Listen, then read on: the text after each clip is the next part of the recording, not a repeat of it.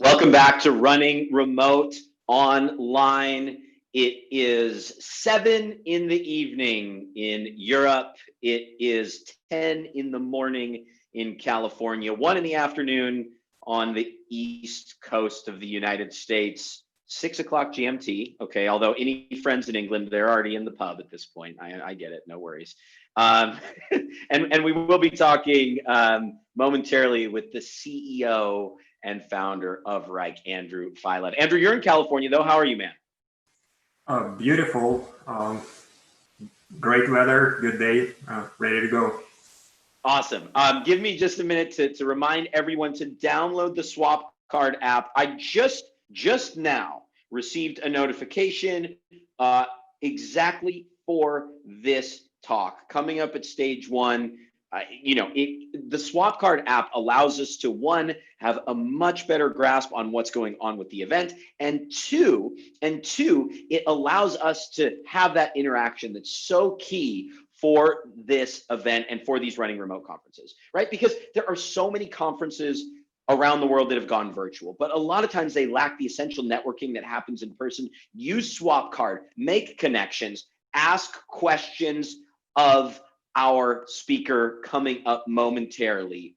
Andrew's going to speak for about 20-25 minutes, and then the CEO of this remarkable company will be available for your questions. Start asking them now, upvote them as well. I also want to take just a moment before Andrew starts to talk about a speaker we just had over on stage 2. The company that I want to speak of course, is Loop Team. And I got to tell you, when I recorded a podcast with their CEO, I wasn't always a believer. And he said, let me convince you otherwise. And he did an awesome job. He did an awesome job convincing me that these types of platforms, and Loop Team certainly being one of those, can really help battle isolation, create greater connectivity in teams. They're really focused on short, meaningful interactions. And he feels, and I can see this, that it's hard to grow a company without these sort of like hallway interactions. So Andrew, as I bring you in to that, okay, I forgot, we don't talk about the year the company was founded, but it was more than a few years ago. Okay, it's a sensitive subject. It's been around a long time. There's no way that Wrike started all remote. I think you have an office even to this day, right? I mean, what does the organizational structure look like for Wrike? So I do have on and off relationship with remote. Okay. When we started the company about a decade ago, I used to work for a couple of years from my house. And there's some interesting stories related to that. I remember one of my first employees in California, he thought it was like some sort of shady deal because he looked up a Google Street View and saw that it was a house and not a proper office. Luckily, he took a bet. He was with the company for 8 years, never regretted it, enjoyed the full ride. But I started quite remote, and then we grew into a fairly large company, more than 1,000 employees worldwide. We have offices in San Jose, San Diego, Dallas, Jersey, Dublin, Ireland, Prague, Tokyo, Melbourne. And most of our employees were working in the office before the pandemic, although we did have a smaller contingent, maybe about 100 people working remote. And then, come March 2020, we switched to remote overnight. We did approach it systematically, and I'll talk about this in my presentation, and did handle that transition very well, and I'll be happy to share some insights from the journey. I'm going to get out of the way. I just want to say how much I'm looking forward to this idea of the next normal. We're hearing about the new normal, but that is what we're living in now, right? What comes next post-pandemic in a year, 2 years, so on and so forth. What does that look like? I'm so excited to hear it from a visionary like yourself. Thanks for coming, Andrew. Take it away, my friend. Thank you, Danny, and welcome everybody. Look forward for engaging discussion. So please feel free to submit your questions, and Danny will later circle back with them. I hope we can have a nice engaging Q&A as well. So now into presentation, a couple of words about what I do. I'm a founder and CEO of a company. As I mentioned, we're a global organization, more than 1,000 employees, customers in about 200 countries. Even pre-pandemic, many of them were spread around the globe. I think about a quarter of our customers had users from more than 5 countries, so quite an impressive number, and some of them were even more global. What I do day to day is related to the conversation. So not only I experienced remote work kind of in different stages of our company, but we as a company are a platform that enables and accelerates work in any shape or form, and I believe it's a critical component of remote work. So we co-invented a software category that these days is called collaborative work management, and we kind of innovated through the last decade to build it into truly foundational part of collaboration stack. So I'll spare the details, but again, as I mentioned, it's we're quite a scale. We have customers ranging from small family businesses to world's best brands, and you're only seeing part of them here. Several million users that enjoy this technology every day. And what it does, and again, why it's relevant for the pandemic environment, is that it helps to get visibility into what's going on in the company. And I'll talk a little bit more in my next slides, but I do believe that visibility is a key component of successful and productive remote work. And so our system acts as a single source of truth. It's quite versatile. We have different teams using it in different verticals and different departments. A lot of creative teams that work on digital assets and any sort of digital transformation projects, but also now, even pre-pandemic, spanning into more conservative industries, including, traditional ones like oil and gas and finance. And definitely with the pandemic, we see a huge acceleration of that. So I'll start the story with how it impacted us and how we approached it. So as I mentioned, pre-COVID, pre-pandemic, we were mostly working in offices. Now, we did to a large degree work remote because I mentioned the number of offices in different parts of the world. So collaboration was essential for us day to day. But again, within the certain region, people still showed up in the office, and we loved that energy and vibe and the culture of the team. We spent a lot of efforts through the years to deliberately nurture amazing and positive culture in the company. So we preferred pre-pandemic to work in the office. But then when the pandemic came, we all know their Maslow pyramid, and kind of at the foundation is personal safety, right? And health and safety are very connected. So we very quickly made a decision to first enable work from home for everybody. So it was basically kind of an overnight decision where we came to the employee base and said, if you want to work from home, go ahead. And then very quickly, as the pandemic escalated, this became more of a mandate in most regions, right? And I'll talk about it in a minute, but one of the key factors for success for us was that we never looked back, right? So we never try to think about it as, hey, we got to shut down, quote unquote, shut down for a week or two, and then we're going to be back online as if nothing happened. So we always believe that one, unfortunately, pandemic is going to sort of go through the world for at least a year, despite some very optimistic claims that for whatever reason the virus is afraid of summer or what have you, right? So we always viewed it as a kind of a long-term battle. And then another thing that I kind of learned from my personal experience is that if there is a big wave like that's coming, you better take the full advantage of it. And of course, you can't always optimize for everything. There are benefits of working in the office, there are benefits of working remote. But you don't try to cling to the old, because then you're kind of stuck in between and get hit by the wave. Danny comes from SoCal, so I don't know if he's a surfer or not, but yeah, that's not the part Definitely. you want to be, right? So you want to, at least to some degree, ride the wave, no matter how big it is. And so I felt, hey, if we're going to be in this environment for at least a year, we should embrace that and get all the benefits from it. And again, of course, there will be some downsides, but at least we will leverage all the benefits. And this includes even some simple personal experiences. Like before the pandemic, I was never a fan of, say, I'll use a very simple example. I was never a fan of a meeting where like two people sit in one room and one person is connected over Zoom in a room which is not set up for video conference or anything, right? And then like one person feels excluded, like he can barely hear you.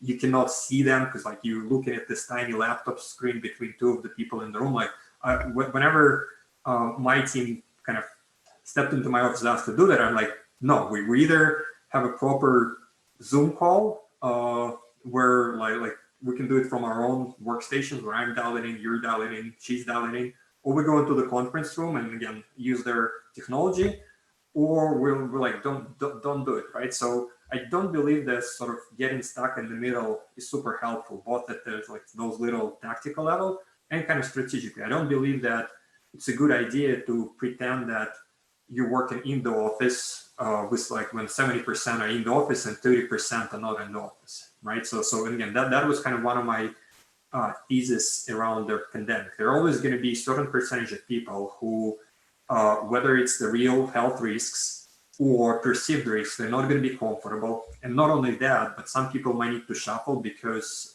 they got to take care of kids or now have to stay home or what have you.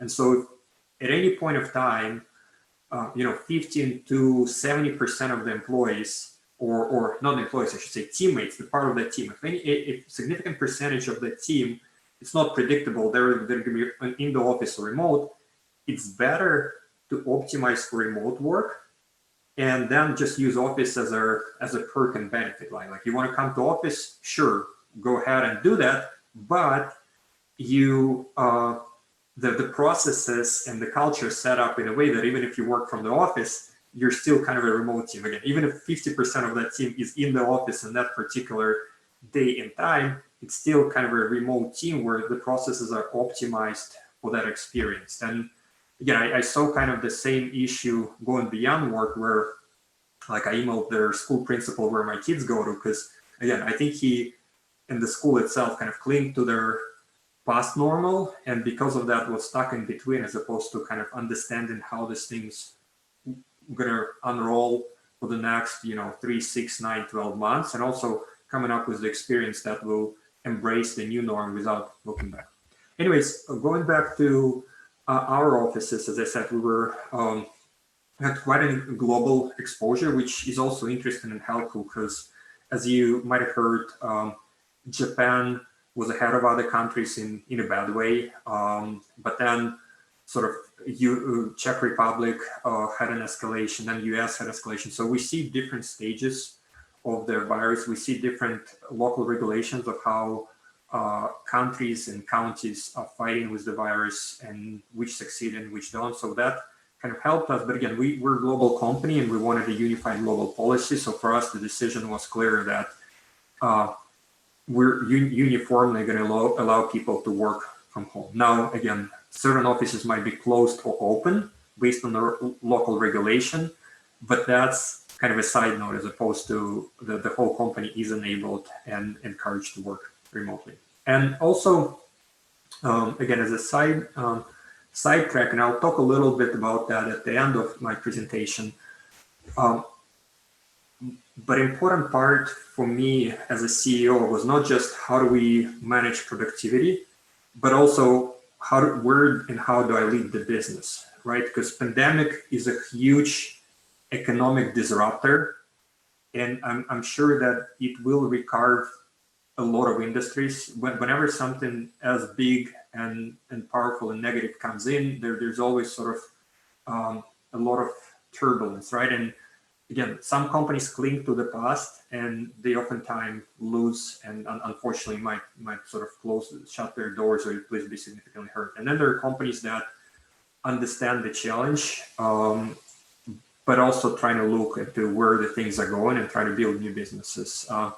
I want to do, I haven't done it yet, but I want to do a look back and look at their world's best brands as of today And something tells me that most of them, if they've been here for at least 100 years, most of them had significant pivots that would probably tied to this fundamental shifts at the macro or microeconomy. And so, for me, it was important that we as a company not only switched to remote work, but understood what remote work meant for the world and for us, and responded in a very agile way, completely pivoting some tactics of what we do day to day. So in terms of kind of what's happening right now and a little bit of advice based on what I see in our own company and what I see in our customers and what I feel overall, kind of my opinion and my vision.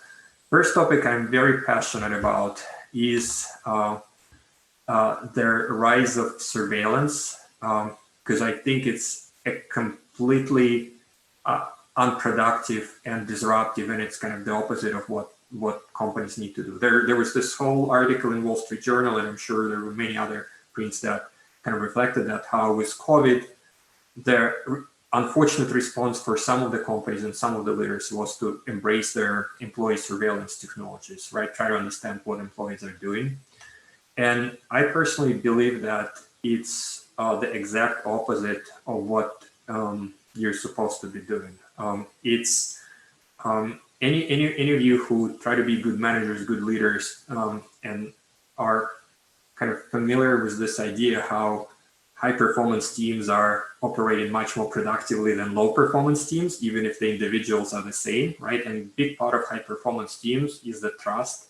And trust, I believe, is a fabric of a productive relationship. It's something that I learned 20 years ago when I first started to work remotely in different teams. And big part of my playbook, even back then, again, 20 years ago, was even if I never saw the person, how do I establish that personal trust and connectivity? How do I kick off the project in the right way? So then that trust becomes the foundation of that productive work together. And I feel a surveillance attack does the opposite of that.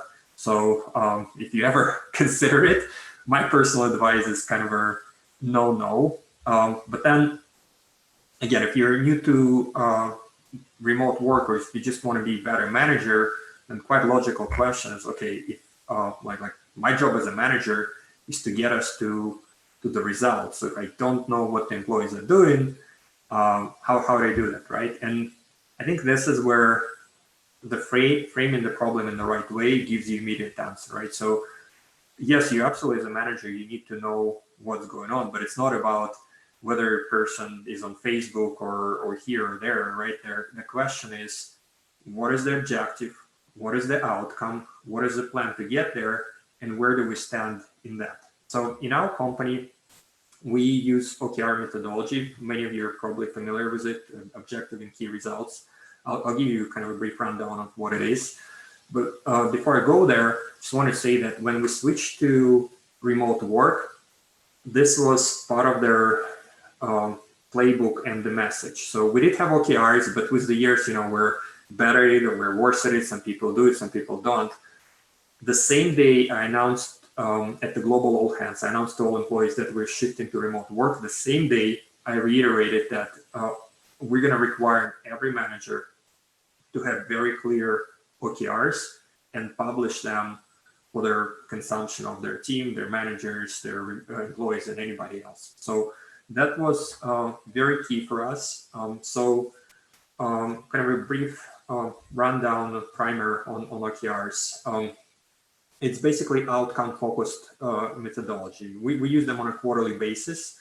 You generally set up between 3 and 5 objectives for the person, for the team, for the company. And each one of those objectives has 3 to 5 key results. And the OKRs should be ambitious. You do not require 100% execution on that. They should be challenging and kind of stretching everybody. So traditionally about 70% completion of OKRs means very solid work. They got to be measurable. And again, this goes back to kind of how do I, as a manager, how do I help my team get there, right? It's not about how many minutes they spend in front of their computer and what exactly they were doing. It's about how do we measure the progress so it's transparent for everybody. It's transparent for me as an employee. I know where I stand, and it's transparent for the manager. It's transparent for my colleagues. And it's got to be visible because big part of goal setting, as you start growing the company, you learn that goal setting is extremely important because alignment between different teams is extremely important. I know this sounds common sense, but believe me, as you manage large and large organizations, you will still have some learnings there in how you would think, well, I think everybody understood exactly what we're doing, and but then 2 months later, the results in like, okay, maybe there was slightly different interpretation or slightly different prioritization where people can deadlock each other, right? One person is doing one thing, another person is doing another thing. They need each other's supports, but their priorities don't align. And then you get kind of a deadlock, which is a waste of time. So visibility is a key, and that's my personal answer to surveillance. Those words sound similar, but they're actually sit on opposite side of the culture. You can have a very transparent culture and very friendly, collaborative, productive, and visibility is a key there. Or you can have the opposite of it, where you don't have visibility into actual work, and instead like trying to control and trying to implement surveillance, which is, again, I personally believe is damaging and counterproductive. And then last but not least, OKRs are graded, but that's kind of nuances of their methodology. Another thing that I have same global all hands in March, where we enabled remote work for everybody. As I said, we reinforced OKRs. Another thing that I sort of this time not only reinforced, but it was a new implementation. I said that all of our business teams are moving to Agile methodology. By then, all of our engineering team were Agile for ages. I was actually a big proponent of Agile since the days of Agile Manifesto in 2000, and I'm a firm believer in it. The change was that we now enabled and supported and encouraged business teams to switch to Agile processes as well. Because again, first of all, I feel those processes used in the right way support visibility, which is a cornerstone of their remote collaboration. And second, overall, in terms of like agility, I feel pandemic time is exactly when you need it. I feel we needed to pivot the tactics, not the strategy, but pivot the tactics in significant ways. And we needed to execute very, very quickly. Both the danger and the opportunity was right there and sort of had a time ticker on it. And I felt that it was essential for our, for example, business operations team to do a quick replan for the whole year. And for that, they needed to operate in an agile way. So with that, the other part that we emphasized when we shifted into remote work, we were very conscious about the cultural aspects. If we were working remote since day one, that wouldn't be a question, right? But we were mostly in the office, and as I said, we cherished our culture and invested a lot in it and built a lot there. And so part of that culture was not just in-office presence, but we always ran different events for our teams at a global scale, at small scale, department, location-wise. There were all kind of this matrix of very fun and interesting events, which some of them were focused on work content, and some of them were focused on the social side, and some of them were a mix. And usually the biggest and most successful kind of had the mix of the two. And now pandemic kind of wiped out that possibility. So some companies, even if they're fully remote pre-pandemic, they still would do like an annual kickoff or biannual kickoff, right? And meet together and build that trust and that social fabric. So that was out of the question for COVID. I think the worst thing you can do in COVID environment is fly people from all over the world in hundreds and make them meet in one place and kind of ride the taxis and stay in hotels and eat the restaurant food and what have you, right? Sounds fun, but like sounds also like a best way to get hundreds of people infected in today's environment, right? When the cases are high and the risks are high. So for us, I was very transparent with the team about it. I said, listen, we're all cherish our culture. It's an important component. We're gonna have the vacuum. And I do encourage you to sort of internalize it and do your best work to compensate for that vacuum, right? I don't know what the answer is, but there is more than 1,000 of us, and many of you are smarter than I am. So let's figure out together, how do we fill that void? How do we fill that vacuum? And so far, we've been super successful. We had actually now have more events than we had before. Of course, they're very different events, mostly facilitated online, but there are also some kind of some competitions, some challenges in all sorts of areas, from fitness to cooking to meditation. Our interest groups activated. So we also periodically send people some stuff to kind of remind them about their physical connection. We send them snack boxes. We sometimes send people like this little succulent plants and so on and so forth. So overall, the team has responded well. I'm not trying to pretend that it's it's the same as getting everybody together for a social event, but at least we have been able to kind of substitute one for another and fully benefit from this remote environment. And there are definitely, again, some downsides, but there are also some upsides where those of us who had to travel a lot, it's now like so much easier to, for example, to schedule a meeting, right? Like one of my personal struggles, when you run a company of 1,000 employees, it's actually sometimes pretty hard to just get your own team together. Like you got this quick topic you want to discuss, and some people in different times on different places, somebody's on the plane, somebody's in the car, and what have you. So that just the quick connectivity was an issue, as opposed to right now, it's so much easier to just say, hey, we need to get together today or tomorrow to quickly discuss this topic. And so somebody puts it on the calendar and we have like 15-minute Zoom call and done, moving forward. So I feel we leveraged the opportunity quite a lot and found a lot of benefits in this new and next normal. And then last point, I wouldn't spend too much time on this because I want to get to Q&A, but I just also wanted to highlight some of the things we did in the very, very quick succession, kind of as the pandemic was unrolling. As I said, as a business, we had to be mindful about what we do and how do we support our customers and how do we keep moving forward. So we, within a month, I believe, we're able to launch business continuity template for our customers that help them to plan for this new environment. Again, right now, tooling is a little bit better, but if you remember, like April, March, May, you think about big companies that are switching to remote work overnight, it was like total chaos. And so they needed to know who's available, who's not, and they needed to see which projects at risk, and we helped them there. We launched our own resource page for COVID. We launched the relief campaign. For example, World Health Organization in a couple of countries is using wrike to manage their work.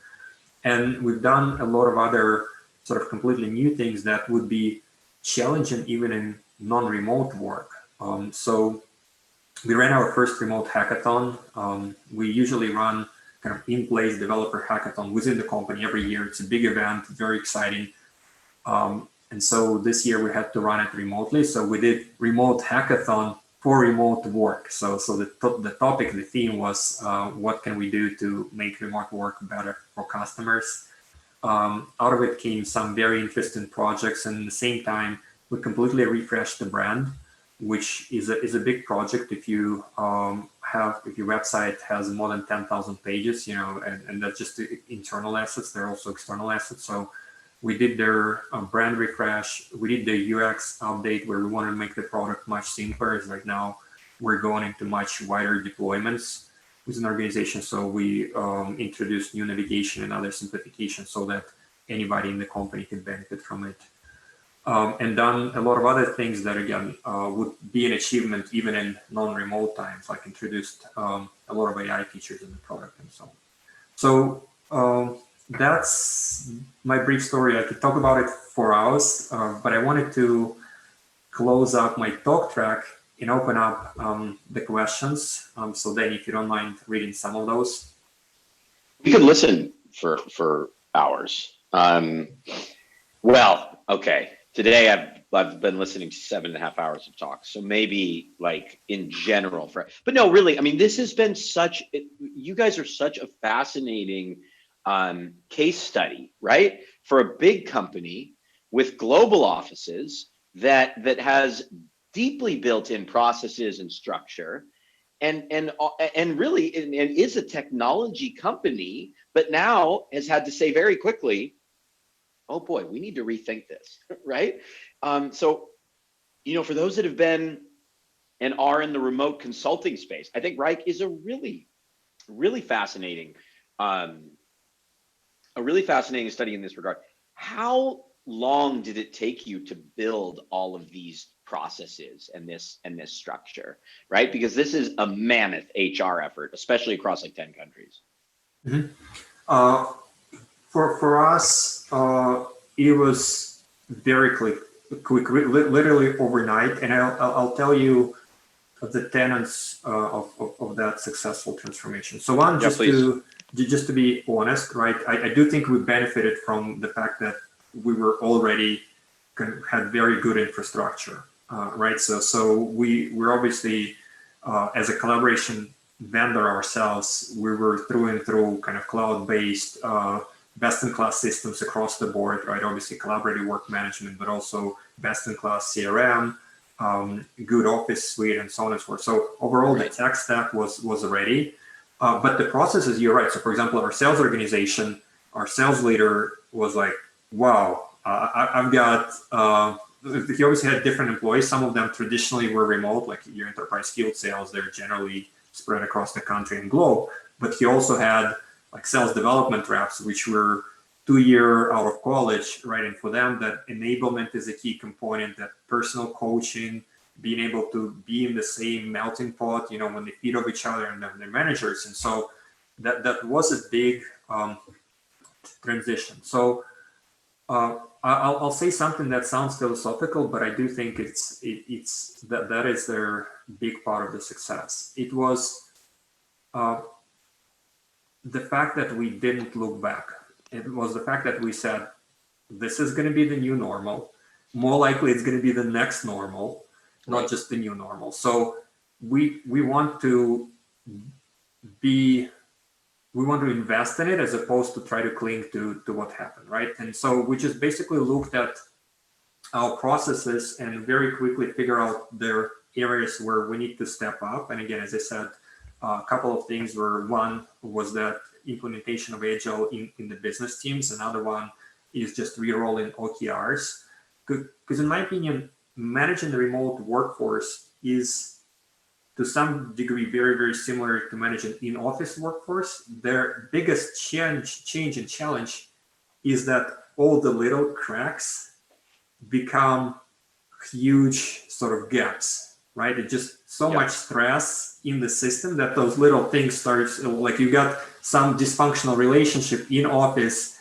Cracks can become work fissures, well. right? They And so that's where we doubled down on those management practices, and it did help, of course, again, that we as a collaborative work management platform vendor, we already had all our work in this environment, right, where we had visibility, we had fairly transparent culture. So I think it's absolutely doable, and we see it in our customers. Some of them are much more traditional than we are and operate in traditional industries. It just requires good leadership and sort of understanding of where they're headed.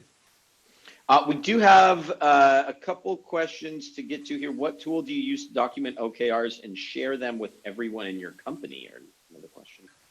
We use wrike. We as a work management platform, we try to keep it as their one and only sort of system of record for work. So people don't have to ask like, hey, is it this, is it that? So when it comes to processes, project tasks, goals, it's all in wrike, and it's their single source of truth. So people later, again, don't have this communication. Long before I started wrike, that was one of the challenges I saw in remote work, where some work gets, I'll use a super simple example that everybody hopefully will understand, right? Say you've got a customer who wants a designer to build a website, and the designer builds it, and later customer's like, oh, I wanted it blue, but you told me it's going to be green, right? And so like there's got to be some system of record that documents that collaboration, that documents the deliverables, the evolution. If companies move forward, documents approvals, so everybody can refer to it. We're speaking with Andrew Filev. He's the founder and CEO of wrike. They made a pretty significant and very rapid transition to remote. I've got a couple questions for you to wind things down. First of all, so for any wrike employees that are listening in, this is the next normal. This is the normal. This is the way your company will work going forward.